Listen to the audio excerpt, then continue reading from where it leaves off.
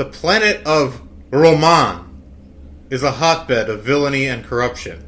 It is a refuge for criminals from across the galaxy, including evil scientist Jana Zan Arbor, an arch-enemy of the Republic.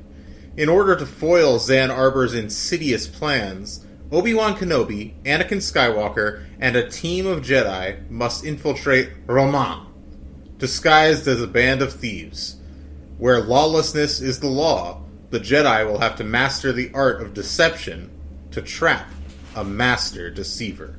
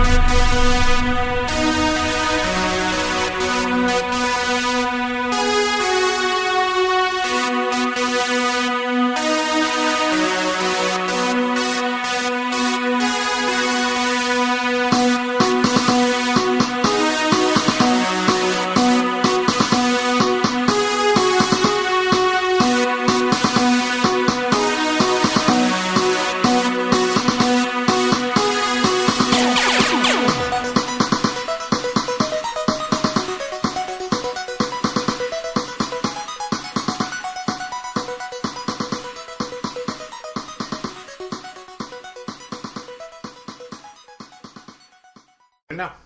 Recording 2 and 5, 4, 3, 2, 1. Hello, younglings, and welcome to Padawan Library, the galaxy's only Star Wars junior novel podcast. I'm Levi Paratic, and with me, as always, Tim May. Hey! We got some big news this week. Lots of big news. Lots so of big much news. It's news central over here. If you saw on our Twitter, you'd already know our first story. And a huge shout out to Hope for bringing this to our attention. Yeah, one of our good fans. Yes, but Pablo Hidalgo, that's his name, correct? Legend. Yeah, yes. he runs the Lucasfilm Story Group. Is that he doesn't run it. He's part of it. Okay.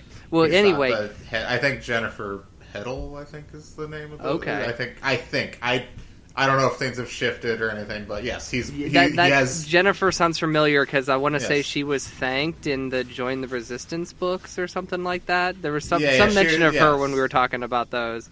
But he's been a long time employee of Lucasfilm. He's worked there for 20 years, I think. So yeah. Must be nice. Anyway, so he revealed. He seems fine. He'll So, be okay.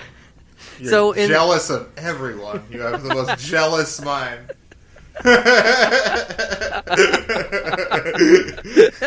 You want that job too? Come on. I know it's an incredible. It sounds like an incredible job, but you're just jealous of some random person you've never met. So funny. Anyway, this is a book we talked about in recent weeks because we've been kind of debating whether or not, what books we're going to read in this before we end this podcast. We've been debating, but one of the books, the Rebel 4 series, which is a 6-part series written by a Wheeler? Person. Alex Wheeler. Well, anyway, Pablo revealed that is a pen name of one Jude Watson. Which is a major revelation for us, being that this is a 75% Jude Watson podcast, and the fact that there are 6 more books of hers that we get to read is it's a so godsend. exciting. We're gonna read them obviously after Last of the Jedi, right? But we're for sure reading them. Those are on the docket now officially. Yeah. Yes, they are. It's going to be exciting to see her handle original trilogy characters. I'm excited to see what she does with Han.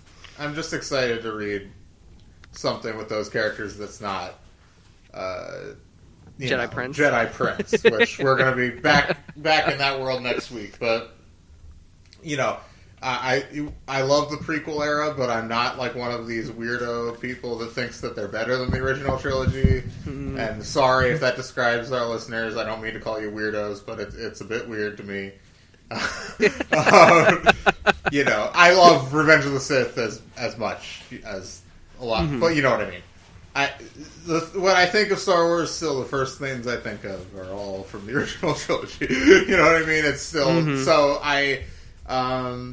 so I'm excited to delve into that part of the universe because there's actually not a lot that really takes place during that period that falls under the domain of this podcast. So. Right, yeah. Outside of this podcast, there is much. Oh yes, of course, but yeah. But these books came out in 2008, so I'm very That's after basically Last of the Jedi. Mm-hmm. So it's weird that they wouldn't have her name on it since I know.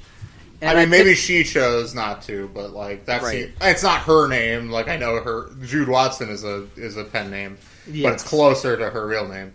Yeah, Judy Blendell, I believe. I believe so, yeah. And I also, first thing I did when I heard this news is I went and I picked up this book to see if there's an about the author in this, and there's no about the author in this. So that's very, very interesting. Big news. Thanks to Pablo for that, and thanks to Hope for pointing that out. But like, especially thanks to Pablo for that, because our about the author on the first one of those would have been so nothing. Like, we can't find anything on this person. Right? They never wrote a book again. They wrote these 6 books and then they dropped off the face of the earth.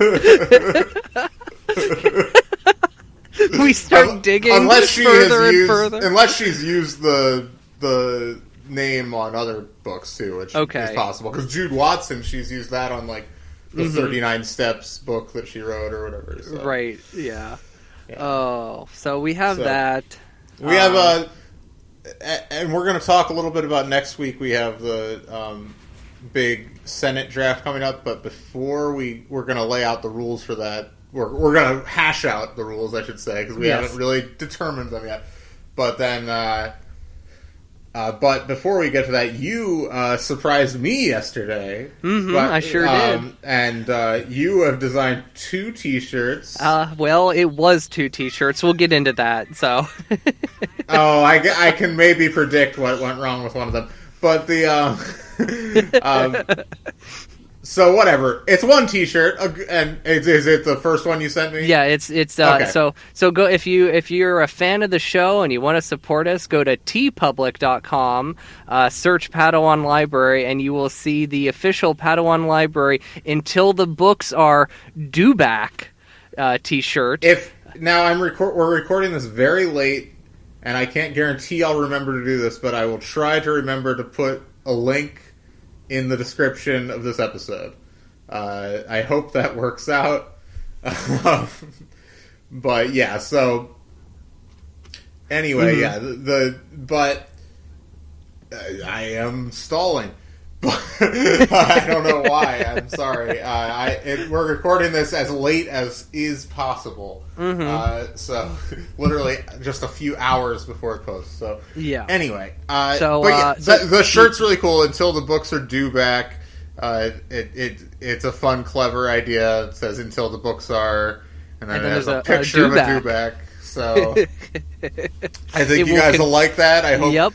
Listen, every little bit helps. If you want to buy a shirt, TeePublic doesn't have the greatest rates, I will say that, on the air. But it's nothing. Better than nothing, so please don't,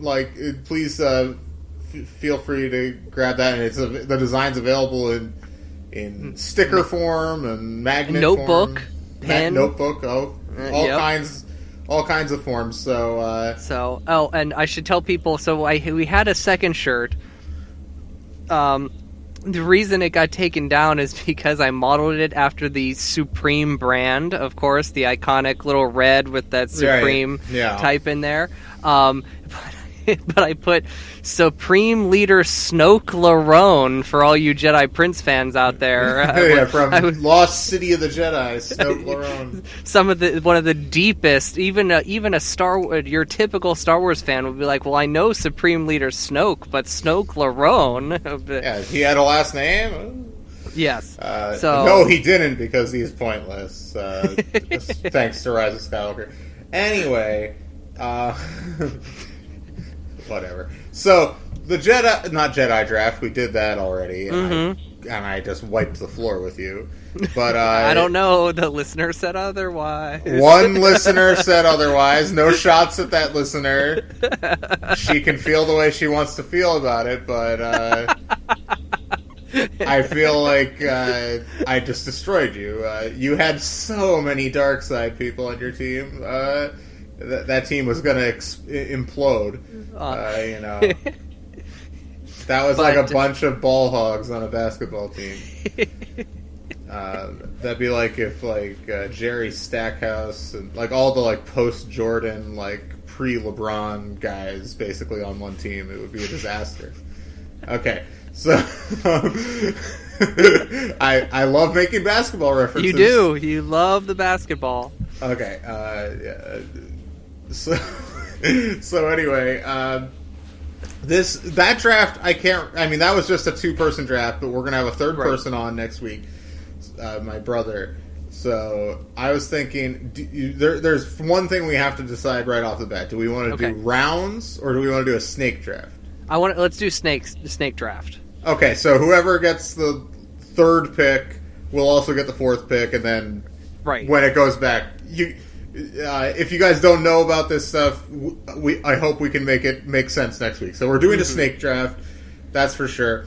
Do you want to automatically give Dan the first pick since he's the guest, or do you want to try to determine the order some other way? Let's do that. He's the guest. All right, and then you and I'll flip a coin or something. Yes, and we'll make sure our official Padawan library referee is around to flip the coin, Brooke. Oh, well, we'll see if he's around, but I can't guarantee that. He might be at work when when the three of us are all available, so but we'll figure it out. Maybe we'll get like one of those coin flipping apps if we can share. Oh, there we go. Maybe if we can share the app, there'll be no funny business. So anyway, so there's that. I would say, how many people are we drafting to our committees? I was thinking either 4 or 5. Does that sound reasonable? I was thinking 5. Okay. And then we would have to, I think, appoint, of our 5, we'd have to appoint a committee chair. Mm-hmm. And then divide the other 4 into 2 subcommittees. Okay. So which ones we think would work better? Does that make sense? Yeah, it does. It does. And should we have like what we're committees of? Like, should we have like? We got to come up with some sort of like what is the committee for, and then like what are the subcommittees for within that?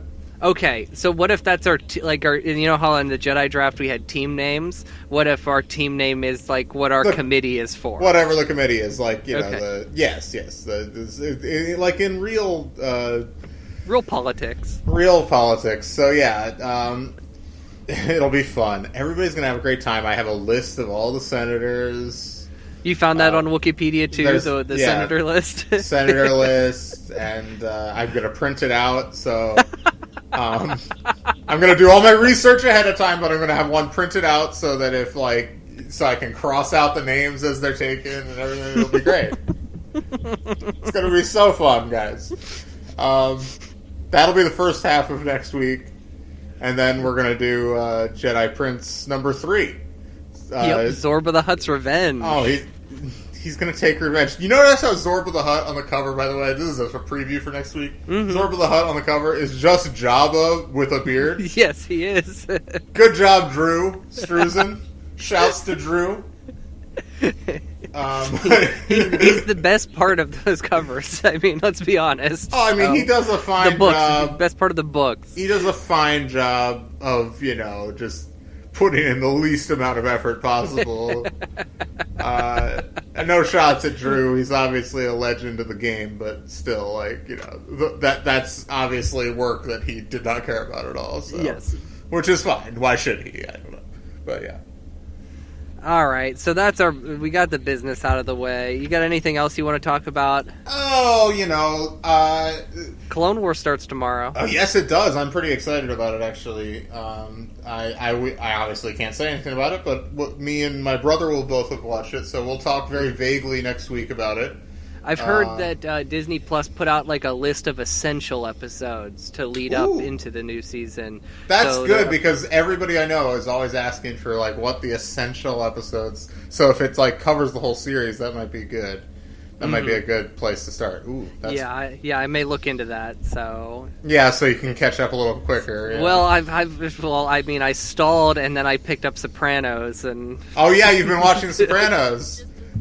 Yeah, Sopranos just as violent as Clone Wars season 4 is. They're both pretty violent, actually. Yeah, they are.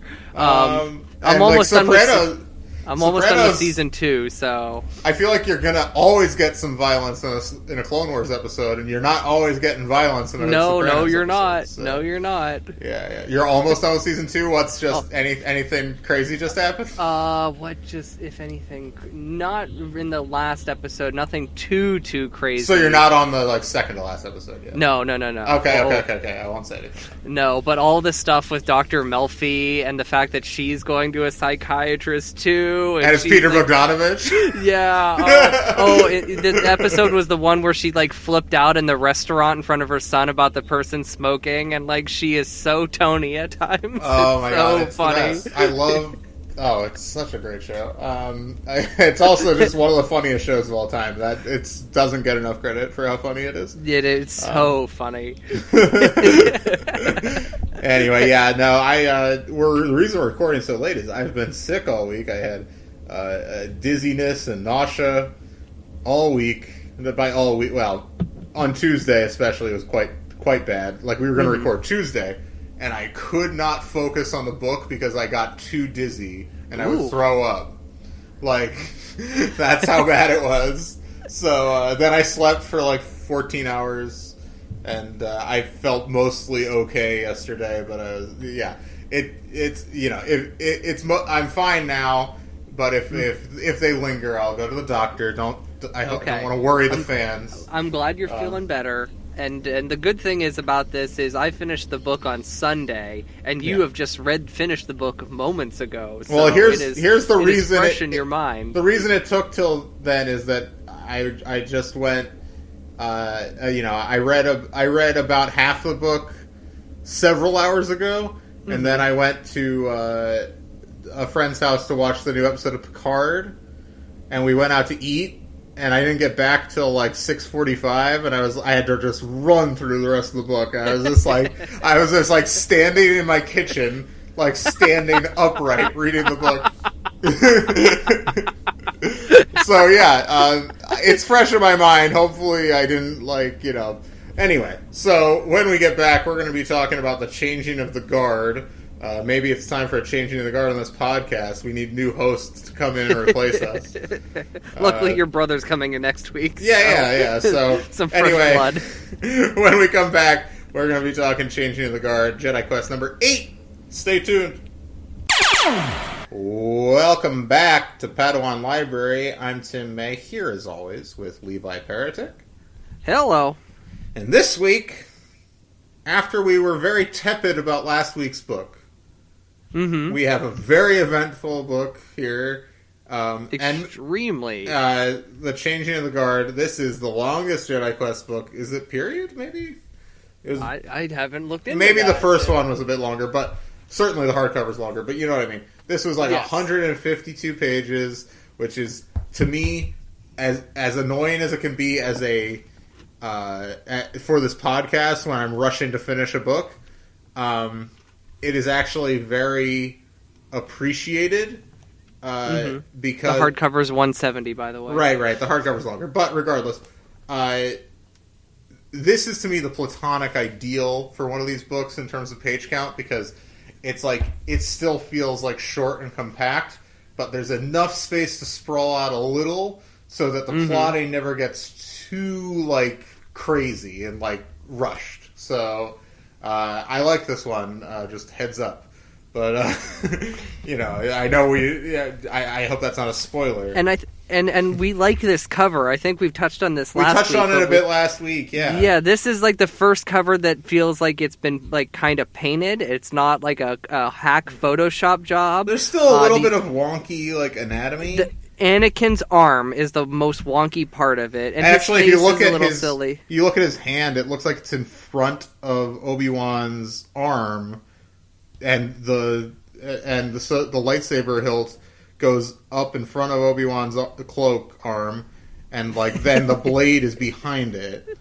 So there's some wonkiness, but the overall aesthetic is much more pleasing. And there's some fun identifiable creatures on here too. We got whatever Fingrin Dan is. He's in the lower. He's by Obi-Wan's hilt of his lightsaber. Above him is an Aqualish, Ponda Baba's species. Which a lot of Mos Eisley in the prequels, did you notice that there's two variations of his species, 4 eyes and 2 eyes? This is the 4-eye variety. Oh, very nice, very nice. If you see this big green hand, if you look behind the big green hand, there is this species that yelled at Jar Jar in Tatooine when Jar Jar tried to eat the frog thing. Yes. And then by Anakin's armpit, there's a snaggletooth, whatever his species is. And I think that's a 9 nub species by his hand. Do you agree with that? By Anakin's hand? Yeah. Yeah, it looks like maybe, anyway. Yeah, maybe. You can't tell for sure, but... Very cool. Very cool. As we were getting into this book, though, by 120 pages, I'm like, this doesn't even happen in this book. This scene doesn't happen at all, but it does. So yeah, it's fine. It happens eventually. So this book. Remember last time we left off? Where did we leave off last time? Jeez. Wasn't Yaddle's death. Yaddle's death is the previous book. Yeah, so... Oh, Grana Omega. I know Omega was somehow involved. Oh, wait, no, he wasn't. No, he wasn't. The Janazan Arbor, her return was... That was the book, yes, I'm sorry. Anakin met Janazan Arbor, a famed legendary villain from Jedi Apprentice, who has returned. And they're hunting her at the moment, and it's been a little while. And it's been 6 months since the last 6 months. book. So, and they've lost a bunch of leads, and so Senate aide basically gives Obi-Wan a tip as to where she might be, and we're headed to Roman. I said Roman in the intro as a joke. But yeah, so they're headed there which is this planet that's kind of a dictatorship run by this guy. Roy Teta. Teta? Is that his name? Something like that. And yeah, so it's run by this guy named Teta, and he lets criminals stay in his spot, on his planet. Yeah. In his bounty hunters are not allowed on this planet. So Obi-Wan's friend Tyro, you haven't mentioned Tyro yet. I mentioned him a little. He's a Senate aide, right? I think I mentioned him up top. Yeah, and he mentions offhand that this gang of guys known as that's not even on this page.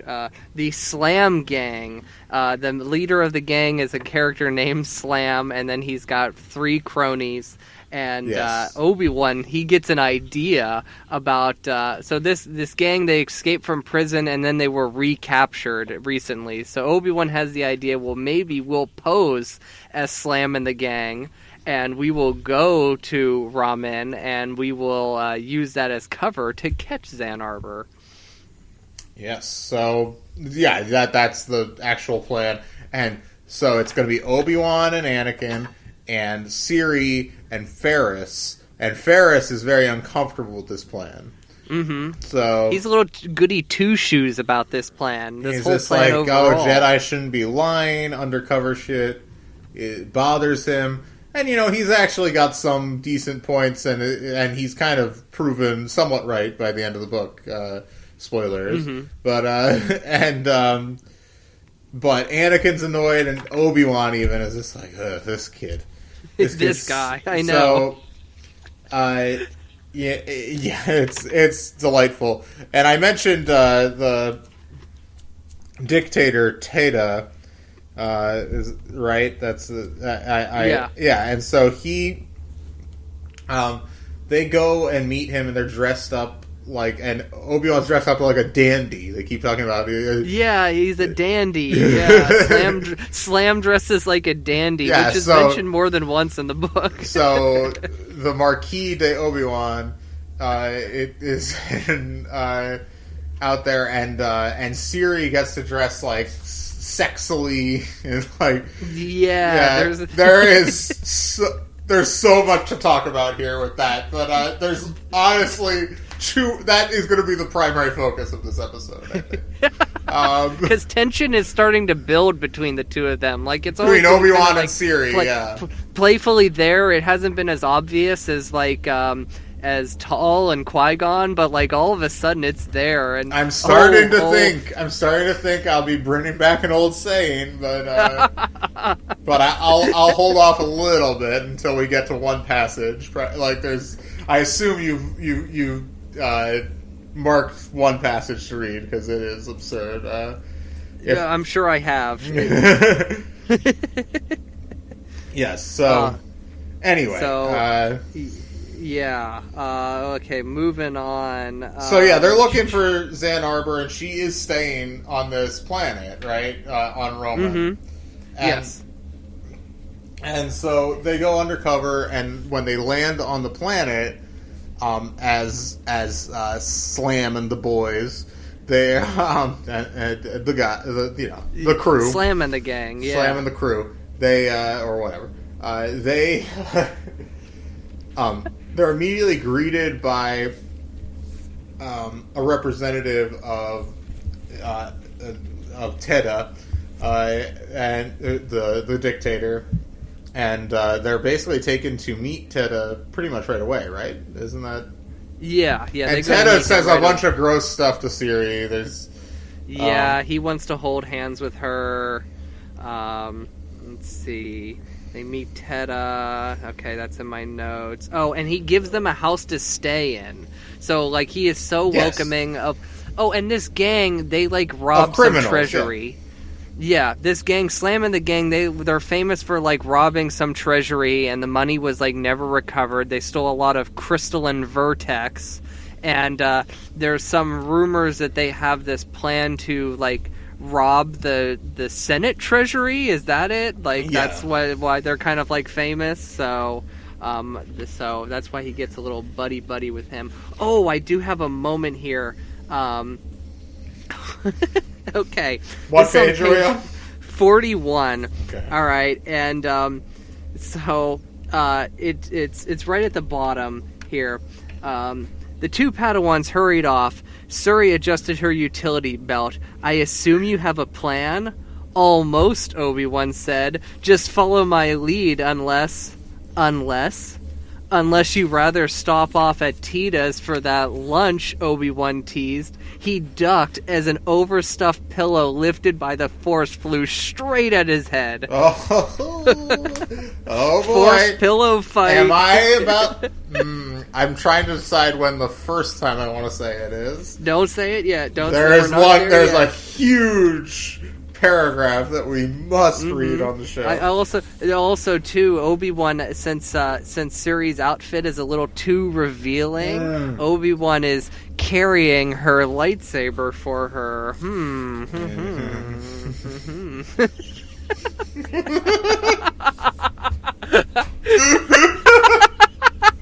I really hope the mic picked that up. Oh, what? No, we were laughing at you calling me a freak. Oh, Mel called you a freak. Very fun. Yeah. Well, it's true. All right. It's true. It is. Yeah. It is. But anyway, where's... So they meet with Xan Arbor under the disguise of Xan. And she doesn't recognize Obi-Wan because it's been 20 years. 18 years, yeah. And she doesn't recognize Anakin because Anakin's got some sort of headgear mask on.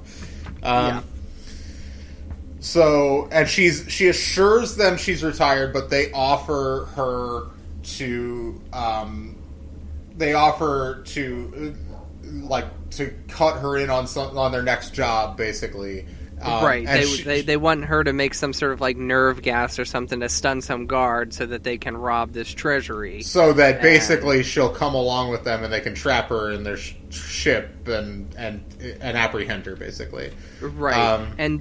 So she leaves the room when she refuses. And then, there's this guard that Obi-Wan basically forces Suri to go and flirt with while Obi-Wan searches. Is so funny. Obi-Wan searches for her secret office, which he finds, and he uncovers a whole bunch. He gets like a data disk full of her files, and basically he uncovers some that he can't figure out what she has planned, but there's something big planned. Zan Arbor has something big planned, and it involves Coruscant.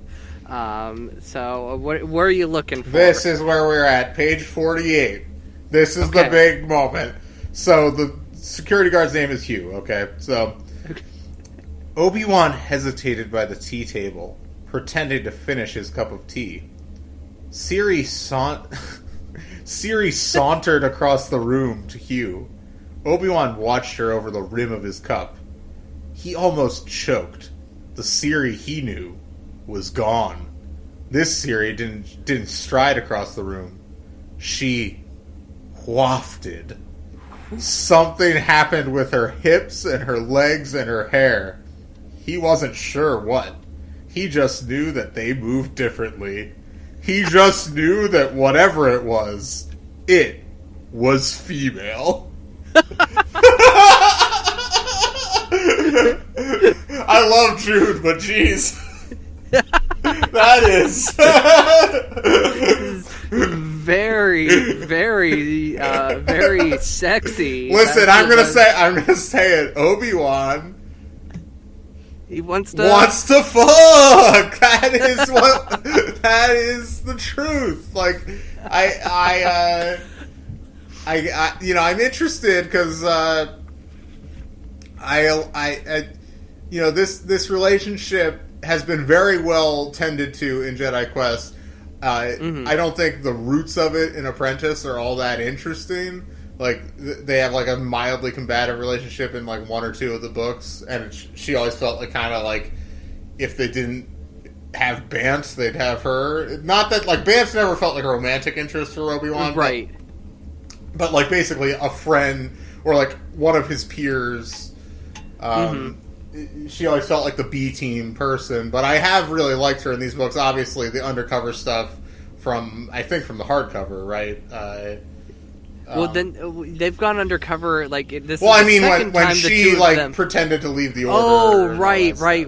She leaves the Jedi Order. Yeah, that was all really good. Yeah, that was really good stuff. So, I do like the character, and I'm actually interested to see where this goes as like a potential romance. But that passage needed to be read on air. So. That's just absolutely wild stuff. So, the Anakin and Furris are walking through the town. They're trying to find an escape, and they get tailed by Hansel, not the character from Zoolander, and or the character from Gretel and Hansel, the new film that was just released. Yes, that character too. That character from that movie that has never existed before. And so they confront him, and he says, "Oh, well, your gang's invited to a big get together at Tita's house." And they're like, "All right," but then as soon as he leaves, they get kidnapped again. Anakin has a bad tendency of getting kidnapped in these books. He's a lot like Obi-Wan in the Jedi Apprentice books, just easily kidnappable. Listen, this is basically book 29 if we add all of them up. Yeah, you're gonna start seeing some patterns. It happens. So he gets kidnapped by a character named Joylin, and the way this whole planet works is that Tita and the super elite live in town, whereas all the workers live outside the town, and they basically all live in poverty. Classic Jude setup. Yeah, and Joylin is basically staging a revolt, and but he wants the Jedi, which he doesn't know they're Jedi. He thinks this is Slam and the gang. He wants a data disk stolen from Tita's office or something? Basically, that has evidence of Tita's crimes against the population. Right, and so in this scene, I know I have written here that Anakin and Ferris play good cop, bad cop. But that was a fun scene, and that's chapter 7 that happens. Yes. And they know that this revolution is going to happen regardless of whether they steal this data disk or not, and it's going to happen during the party that's going to happen. So now Anakin and Ferris, they go back to Suri and Obi-Wan, and they have to tell them about this plan and whether or not they should help this revolution happen. So basically, and Ferris is obviously against it because what kind not against it period, but wants to think about it more because what's going to happen, what's the collateral damage going to be. We can't just jump headlong into this. We don't have all the context of this world stuff, whereas Anakin, obviously, because it touches him deeply on a personal level, because whenever he sees anyone being oppressed, he feels it personally, not just empathetically. But and so he's much more gung ho, and honestly, this is an interesting reversal from a lot of the previous books in that the Masters, Obi-Wan and Siri, go right along with Anakin. They're like, yeah, of course. Right. Of course. First of all, we need this. We need something from these people. And second of all, yeah, this guy is obviously a tyrant, and we're fine with toppling him whatever way that winds up happening. Which is interesting, because Anakin's rubbing off a little bit on Obi-Wan here. He is. And this all leads to, Obi-Wan can't sleep. So Obi-Wan decides to go for a walk out into the garden to kind of have a peaceful meditation. And in the middle of the night, he finds Ferris already there. And so Obi-Wan sits down with him, and the two of them have an exchange. This is good. What page is this on? This is on page 76. All right, we should probably read this, I think. Yeah, that's what I was thinking. So I have a bit on these 2 pages, and then I have a break, and then a bit more to read on page 79. So I'm going to start with Obi-Wan stifled a sigh. He could see why Anakin had a hard time with Ferris. Ferris always said the correct thing. Obi-Wan preferred the spontaneity of his own apprentice. I sense your impatience, Ferris went on. You think I only say the correct thing just to impress you, my I'm sorry, wait. I just came up with a voice. Give me a second. I sense your impatience, Ferris went on. You think I only say the correct thing just to impress you or my master. I don't think that, Obi-Wan said. Well, not exactly. Can I help it if the Jedi wisdom I have learned by rote speaks to my heart? Ferris asked. I don't say things because they will please you. I say them because they are true. It's always been that way, from my earliest memory of the temple. When I was taught, it was as though I already knew. Every Jedi lesson seemed to fit a groove inside my mind that had already been worn. It was why learning was so easy for me. You have a great connection to the Force, Obi-Wan said. No doubt that is why. So does Anakin, Ferris pointed out. Far greater than mine. I can see that. Yet he did not have the problems I did at the temple. He has made great friends there. Obi-Wan was surprised. But you were popular in your class. Everyone looked up to you. Yes, I was the one whom everybody liked, but whom nobody wanted to talk to. I was welcome at every table in the eating areas, but not invited to any particular one. Everyone was my friend. but nobody was my particular friend. Ferris picked some grass and let it fall idly through his fingers. I've heard the names they call me. A tunic stuffed with feathers in the Force. The ruler of Planet Dull. Obi-Wan frowned. He had not known these things. Ferris waved a hand. It's all right. You good? Yeah, I'm good. Okay.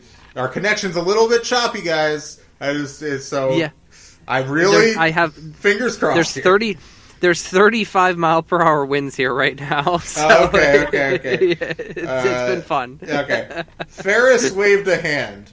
It's all right. It's all true, isn't it? I've never been able to joke like the others. I know I can be pompous, too, correct. I never learned how to tease the other students. They came to me for help with their studies. They looked to me for answers, but no one wanted to be my friend. Not my true friend, the way Anakin has true Veld and Dara. So this is where I had to stop, because what's interesting here is we see this reversal of our what we think, how Ferris has been presented to us previously, because he's always been kind of presented to us from Anakin's point of view. Yeah. And while he knows he's pompous and stuff, Anakin has, at the beginning of this book series, was portrayed as the one with no friends and who wasn't popular. And here Ferris is giving us the opposite of that. Ferris is jealous of Anakin. Listen, you talk to anybody, any adult, and they will all say they weren't popular in high school, no matter how popular they were. They all say it. It's always kind of nonsense. And I always say, listen, I wasn't popular in the traditional sense of the word, but I had almost no enemies, and I had friends in almost every social group. So I never try to pretend like people didn't like me or like feigning that, you know what I mean? And listen, nobody's actually, I don't think people are actually lying about that. It's how they perceive themselves at that age, and that hangs over you for your life. You perceive yourself as an outsider because you are changing so dramatically during that part of your life that you always feel apart from everything. And that's obviously heightened when you have the Force! That extra burden of teenage angst to the Force. So on going on to 78, Ferris says, I know Anakin will never be my friend. Oh, where's this? Oh, yeah. I know that Anakin will never be my friend. He knows I fear for him.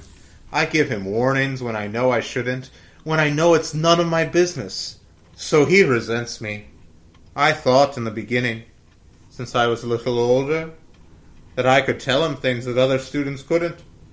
It's just, I see things a fellow student would see.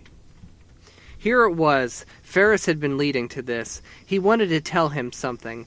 Obi-Wan felt impatient with him, but he calmed the impulse. He felt protective of Anakin. Ferris didn't understand him. He had always been the correct student, the one who did everything right. He could not begin to know the fears and regrets that Anakin had to deal with. And what do you see, Ferris? I fear for him, Ferris said quietly. To admire him and feel fear for him at the same time didn't make sense to me. It took me a long time to understand why I feared for him. I wanted to be sure there was no envy in it. Do you envy him? Obi-Wan asked. I suppose all the students do, in a way, Ferris said. He is the chosen one.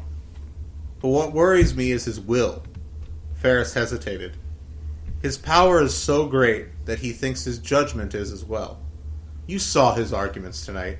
He sees everything is right. So therefore he must do it. He argues against you without hearing you. He thinks he can change situations, beings. Maybe he can't do it alone. Not yet. But someday he will. Should we trust someone who always believes he speaks with the voice of absolute right?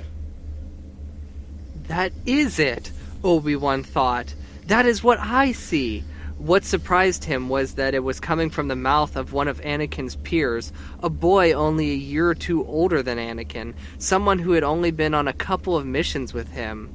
Ferris is always watching me, Anakin told Obi-Wan resentfully.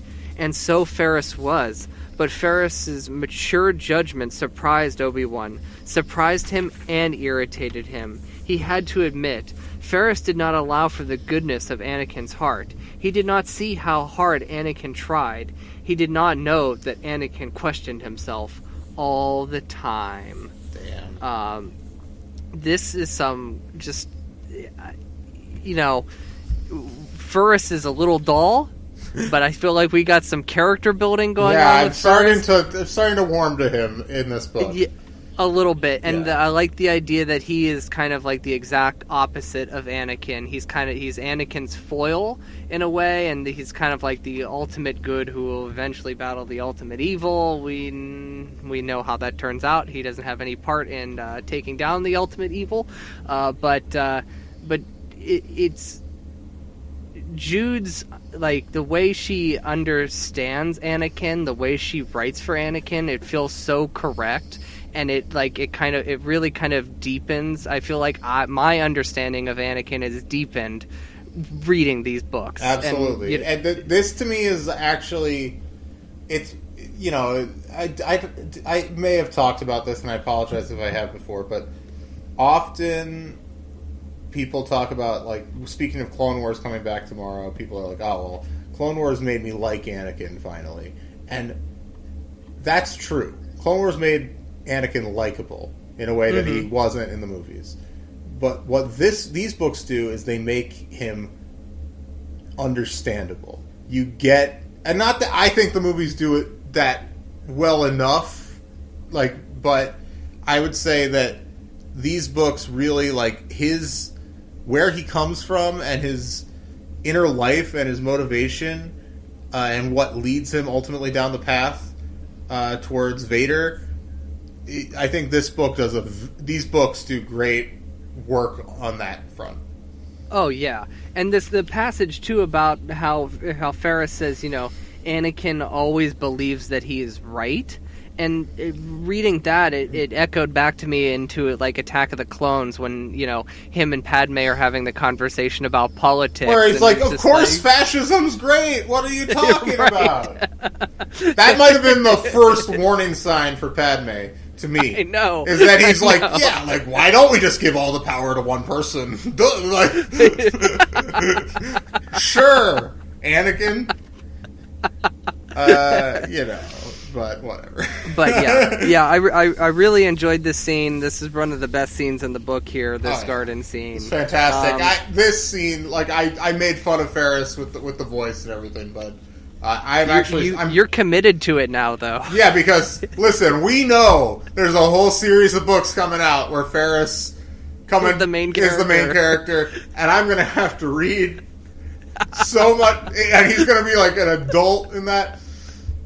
He's practically an adult here. Like, we're only a year or two out from Clones. Yeah, we're very close to Clones here. Let's see. Where does the book go from here? Okay, they go to the party. Tita still wants to hold hands with Suri. And Obi-Wan, so during this whole scene, Suri runs off with Tita. Obi-Wan and, not Obi-Wan, but Ferris and Anakin, they're going to, like, find a way out of the party in case they need to, like, make a quick getaway. And poor Obi-Wan, he gets left alone. He's left alone at the party, which I thought was funny.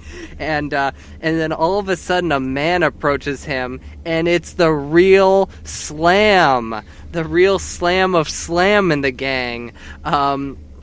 So Obi-Wan, he has to, like, quickly try to, like, get out of this, and Slam's just like, oh, I'm about to go meet Tita, and Obi-Wan's like, whoa, he's in a bad mood tonight, don't do that.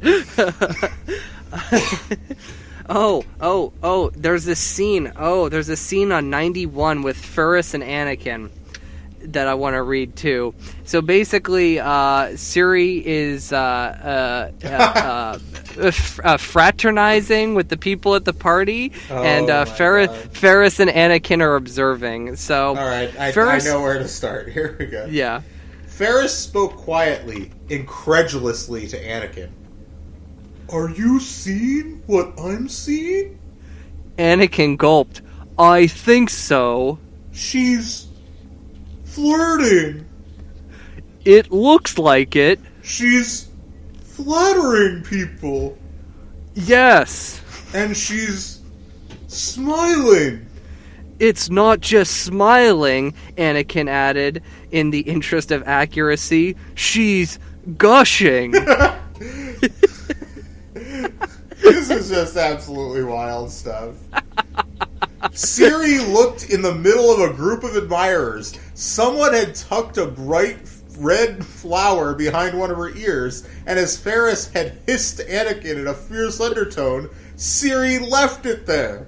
Anakin watched as she placed a hand on the security officer's coat sleeve and leaned over to whisper in his ear. He leaned back and roared with laughter. Whoever would have believed, Anakin thought in amazement, that Siri Tachi could be charming. She's like straight Serpico right now. She's like invested into the character. Like she is so lost undercover. Oh man. Oh boy. I love it. So, yeah, it's so funny to me that, like, it's also just, obviously Jude's having a good time with just, like, how repressed all the Jedi are. Like, they can't even believe when they see, like, a woman behaving even remotely sexually, and, like, especially another Jedi. So it's, like, just so shocking to them. And it's so funny that, like, so not only are they, like, repressed, but she's just like, of course there'd be sexual tension between all of them, too, you know? Like, of course sexual tension would be there, so she doesn't ignore it. Oh, I love that, like, it seems like this seems like the second sort of relationship of this ilk that Jude has written, and, like, she's basically implying, like, this stuff happens in the Jedi Order all the time. Obviously, there's no way it doesn't.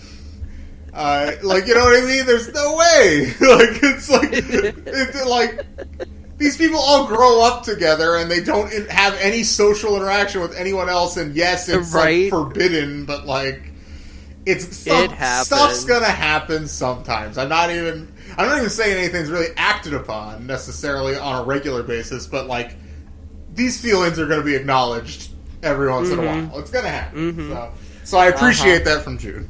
And I can't wait for that Secrets of the Jedi book. We're going to get lots of romance in that book. Oh my god, it says no spoilers. And Tall, Obi-Wan and Siri, Anakin and Padme.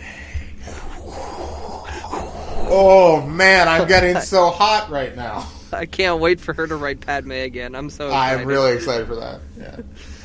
So Obi-Wan, he gets the data disk. An alarm goes off. There's panic at the party. As meanwhile the revolution happens. There's a moment in this party where Obi-Wan dual wields lightsabers. He has his and Suri's lightsaber. We should mention that there was this character named Becca. Is his name. He's the head of security. He is the one who invites them, who welcomes them when they arrive on the planet. Right. And he turns out to be the informant for the revolution, and he helps them escape the party. So basically, they have to wait it out till morning, right? Right. They have to lay low. So because there's panic on the streets of Rome, and sorry, that's a song. Kill me. I long for death. Anyway, so there's a bit on 105 about the revolution, and this is an important part too because they kind of realize that maybe we shouldn't have listened to Anakin. Obi-Wan had hoped to see joy and liberation on the Dark Knight. Instead, he saw only rage. Sick at heart, the Jedi watched as the looting and violence began. The Romans had been deprived of too much for too long. They had lived in fear as a constant companion. They watched their children suffer. The anger fed on itself and grew. They wanted to destroy what had destroyed them. Transparisteel shattered. Monuments fell. Even trees were hacked down. Fires were lit in the exclusive shops and businesses that catered to the wealthy, the banks, the assembly halls, even the hospitals. Citizens had profited from the Tita regime, were dragged into the streets and slaughtered.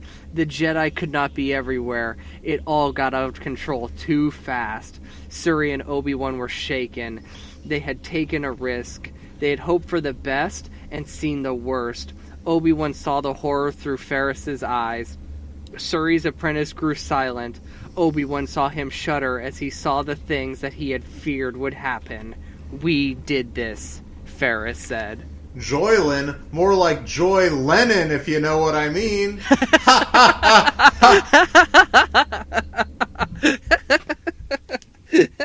Anyway,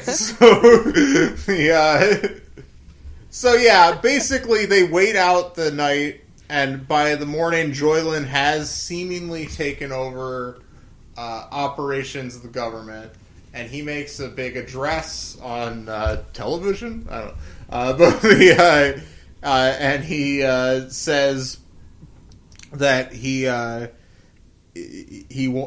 basically that.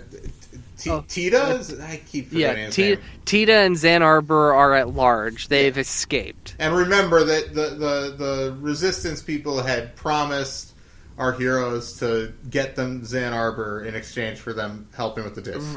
Something I don't think we've mentioned up until this point, but yes, that's what happened. Yes, so I apologize. But anyway, so our heroes are waiting to get Zan Arbor, but also they're like kind of just distraught about what's happened, like and their role in it.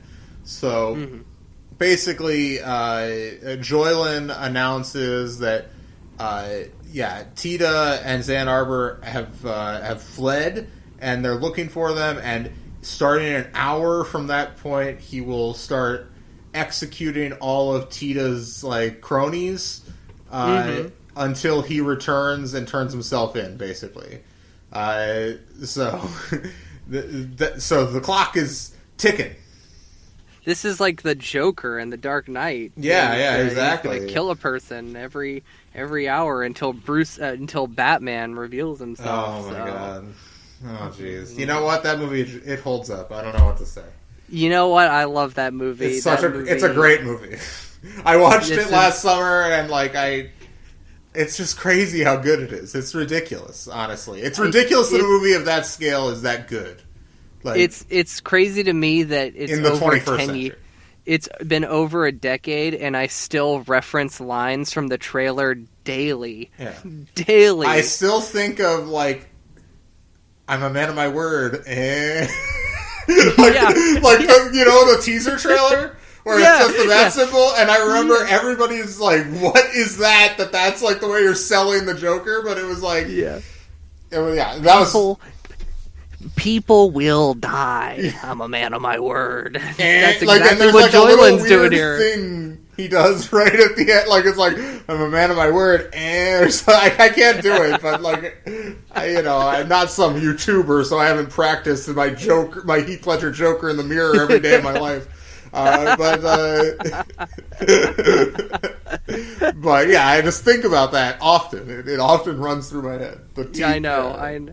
Oh man, love Heath Ledger. Oh, it's the best. It's the best. It's the best. Yeah. Get out of here, Joaquin. I love Joaquin, but I love him as an actor. But I don't love him as the Joker. I don't love that movie. Anyway, don't love that movie. Not good. Anyway, so Joylin's he's already a tyrant, and Obi-Wan and the gang, they go and visit him, and they can't convince him otherwise. However, they receive a message from Tita and Zan Arbor, and they want to meet with the Slam and the gang. So they go, and it seems like they're convincing them. Like they meet with them, and it's like seems like they're gonna get them both on their transport, on their ship, and they're going to at least be able to capture Zan Arbor. But then right at the moment where Anakin's like, he's worried that Zan Arbor's going to recognize him from the last book, and she kind of just moves past him, but right at that moment, the real Slam comes in, and is just like, imposters, right? And so Xan Arbor then immediately the scales fall from her eyes. She's like, "These are Jedi. I know who these people are. That's Anakin Skywalker. You're Obi-Wan Kenobi. You were Qui-Gon's little boy. I know who you are," and all that stuff. So basically, yeah. Oh, and there's something interesting here. First off, I don't think we failed to mention that when Obi-Wan stole the Jenna Zan Arbor's files, he finds out that she's in cahoots with Grana Omega. We didn't mention that. That is huge. It's stuff. Huge because this is the every other book, so this should be a Grana Omega book, and that's how he's in this book. It's just that like him and Zan Arbor are in cahoots. We talked about that in the previous book because there's also this debate of whether or not when they capture her, if whether or not they should take her back to the prison she escaped from or use her to lead them to Grana Omega. That's and we get to that at the end of this book. So yes, but. Basically, ultimately, the cavalry comes in. Right. It's Mace Windu and Garen Muln and Bant. Oh, and Bant finally returns with a new last name. Bant Aaron. Yeah, isn't it Bant? Rin? Isn't it Bant like Erie? Hang on. We don't. Yeah, whatever. I'll issue a correction if I'm wrong next week. Okay. I'll look it up later. But we don't have time for this. We do. We have plenty of time. We're fine. But the right. Well, we should get into the fact that so after Slam and the gang shows up, they are escorted to a prison. They go into the prison. The Jedi free everybody from the prison. That's the cover. And the prisoners just shellac the army. What's his face? Right. Tita's army. And also in this scene, Anakin finds a flamethrower and is using a flamethrower in battle. Crazy like stuff. Rick Dalton. Anyway, so moving on.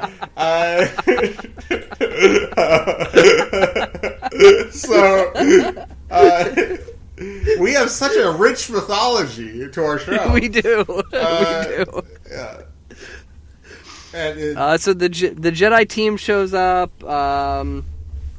Yes, and It's been some time since it's been 3 years since Obi-Wan has seen Bant, and there's this great thing about nice little moment with the about the two of them, how even though they haven't seen each other for 3 years, whenever they go to the temple, they'll go into each other's rooms and they'll leave a little something for them, a little gift from their journeys. They're just best pals, you know? They are. I love that. I like it. I love that. I love that. It's so cute. A river stone, a sweet, a dried flower, an odd turn of phrase they had learned in a new language, written on a folded Durasheet and tied with a bit of fabric.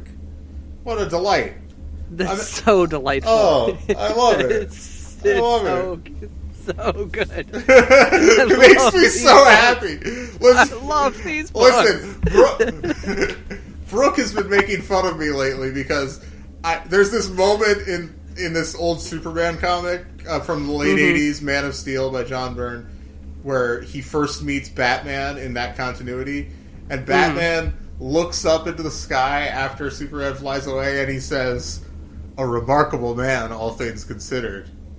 Who knows, in another reality, I may have called him friend." And, like, I had this as, like, my iPad background for a while, and honestly, it made me, like, emotional every time I saw it, and I would just say it, and, like, I would, like, actually, like, get flustered, and, Brooke makes fun of me all the time about it, but it's like, I'm just like, they love each other. Right. And, you know, I'm not even that huge a DC person, but that's just a beautiful moment. I don't know the way the image is drawn and stuff. But this has a similar feeling to me. And like, Obi-Wan and Bant, like from the very beginning of Jedi Apprentice, like this relationship, it's not like it's so pure. Notice I've never said anything lewd about Obi-Wan and Bant. It's so wholesome. It's just so like pure. It's such a beautiful friendship, and I'm just happy to have her back at least briefly here. So, but yeah. Speaking of wholesome friendships, I had a thought last week when we were talking about True that I forgot to share on the show. Oh yeah, True Veld, Anakin's friend. The one true friend. And it was mostly maybe like a prediction of things to come. But what if, and just stick with me here, what if Anakin kills True in the Jedi Temple? He kills his one true friend. That would be the darkest thing imaginable. It's possible. I guess we might find out in the first last of the Jedi book. That's possible. Oh my. That could be dark. That could be real dark. That book, I know that series is mostly Order 66. That series is mostly about Ferris, but I know the first couple books still have Obi-Wan in them. So who knows? There could be some Order 66 stuff coming. There's some real dark things. Mace makes Tita and Genazan Arbor surrender. He makes Joylin surrender, and he makes Joylin surrender and basically submit to doing fair trials and all that stuff. Right. However, Genazan Arbor, this is the big thing. So basically, the planet seems like it's going to be on the right track ultimately. Right. And Obi-Wan points out that it was really Ferris knew what was up here the whole time, and Mace Windu's just like, "You're wise as fuck, Ferris." And Anakin's like, Ferris, But then Anakin gets a chance to impress Mace, too, because basically Obi-Wan and Siri argue that, they should let Genazan Arbor go so that she can essentially lead them to Granta Omega. But they need to put a tracking device on her ship to lead them there, for her to lead them there. And Anakin's able to sneak the tracking device in a super complicated way, and that impresses Mace. He's just like, that's right. He stands in the exhaust port of the ship, which is super high heat, and he uses the Force to walk away from it unscathed, kind of thing. So Mace is like, okay, well, he's a real one too. He's like, so gold star for you too. There you go. So basically, that's it. And so Genazan Arbor escapes, but intentionally this time, and so then Obi-Wan and Anakin and Siri and Ferris all head off to track Genazan Arbor to Granta Omega, and in the last moments of the book, basically, Anakin has a feeling, a dark premonition in the Force, and he says, Granta Omega knows we are coming. So, very exciting stuff. I think we're setting up for almost like a two-parter kind of thing. So the next book in the series, The False Peace. The False Peace, which Sheev is on the cover of that one. I really like that one. Sheev's got his hand on Annie's shoulder, so that's a lot of fun. And then it's the final showdown after that. So we are coming right into the conclusion of this series. I'm very excited about this because just the series, like I said, I wish it was a little bit longer, maybe not full Jedi Apprentice length, because there's a little bit of filler in that series, but I was like, maybe 15 books is a platonic ideal. But I'm getting pretty excited about heading into the climax here. Because Genazan Arbor, I think I talked a little shit last week, but I remember reading this again. I love that character; she's a great villain, and I'm excited to see the conclude with Granta Omega and Sheev's relationship with him. I'm very excited. Right, because Granta Omega is trying to draw out the Sith Lord, Sheev. She's trying to draw Sheev out. But do they already have a relationship? Who knows? Maybe. Yeah. Who knows? And And let's stop for a moment. The reveal that Grana Omega is Xanatos' son, the twist that neither of us saw coming, yes. The twist that ties this all together with Jedi Apprentice so well. It was the best. It was the best. Yeah. What book was that in? Was that back in the Yaddle book, or was that? Oh, Moment of Truth, probably. Yeah. Or was that the book before that? I can't remember. But... Well, that would be the Shadow Trap. I don't remember. It has to be the Shadow Trap. Yeah, because Moment of Truth was the Zen Arbor book. Okay. Are you sure about that? Yeah, because the last book is Moment of Truth. That has no Omega in it. Yeah. Okay. Well, whatever. Yeah. It had to have been the Shadow Trap because I definitely feel like it's happened since we came back. So right. But anyway, the series has been on fire, I think, and even though last week we were maybe a little grumpy about it, I don't know. Still, everything's happening. I'm really excited about, and this book was a huge improvement. I felt like on the previous book. So yeah.